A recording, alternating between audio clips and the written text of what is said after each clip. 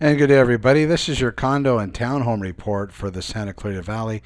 We are seeing that we've had quite a bit of activity within the condominium and townhome projects that are going on here in the Santa Clarita Valley. And again, just to describe for everybody, Santa Clarita Valley is going to involve the cities of Castaic, Canyon Country, Newhall, Saugus, Stevenson Ranch, and of course Valencia. But you can look at, I did a comparison with single family residences alone because in fact that is a different animal. Then we moved over here to the condominium and townhomes, and this is everything that is of course for sale and not by rent, just in the cities that I had described to you before, which you can see at the bottom here. But this is residential and then of course condominium, townhome only. But you can look, this is a year market snapshot, average days on market.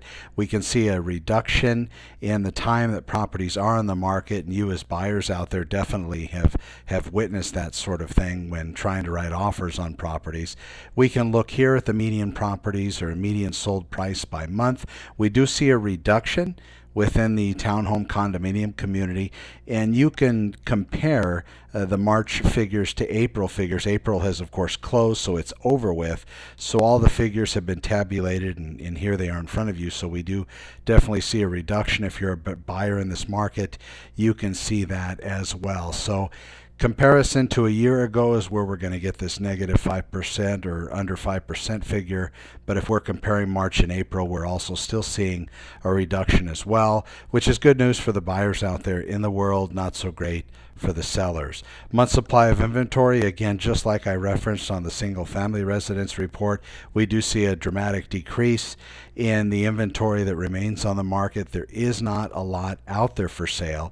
As far as median for sale versus median sold, we can check this data out and see that in fact those prices, the sale prices are going to be more. The prices that are listed for sale are going to be definitely more than the price the property closed at, and that's going to be of course due to the new appraisal guidelines. We've in fact had our clients write on properties at the market value, but in fact the appraisal came back even lower. So really those days of you writing too much on a property really are non-existent.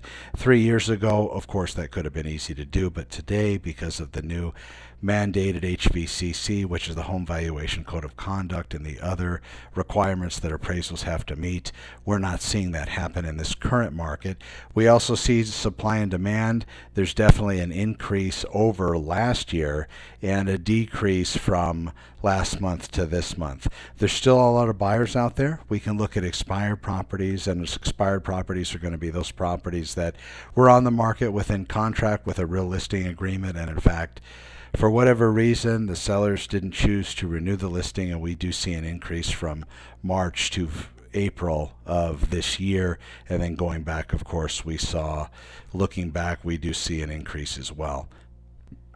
Continuing on, number of for sale properties by month, we see a dramatic decrease from March to April. So you buyers out there, this is what's going on. You can definitely see it here on this particular graph, and we can also see all of the huge amount of inventory we had April of 09.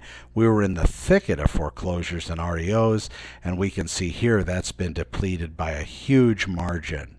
Continuing on, number of new properties listed by month, again it was down. We had more listings come onto the market in the month of March than we did the month of April of 2010, which again is another indicator that buyers out there are totally frustrated, and we are not getting a lot of new sellers out in the real estate market, partly because those sellers just don't have the equity. And the other side of it, we haven't seen the bank releases as we have been hoping for. And now we have number of properties sold by month. We do see a decrease in condominiums and townhomes from March to April. It has decreased almost to the halfway point in comparison of those 2 months. And finally, we do see an increase, as we did in single family residences. We do see an increase in properties that are under contract as far as from March to April. So we have more people in escrow under contract from March to April, and of course that's a huge increase from April 09 to April of 2010.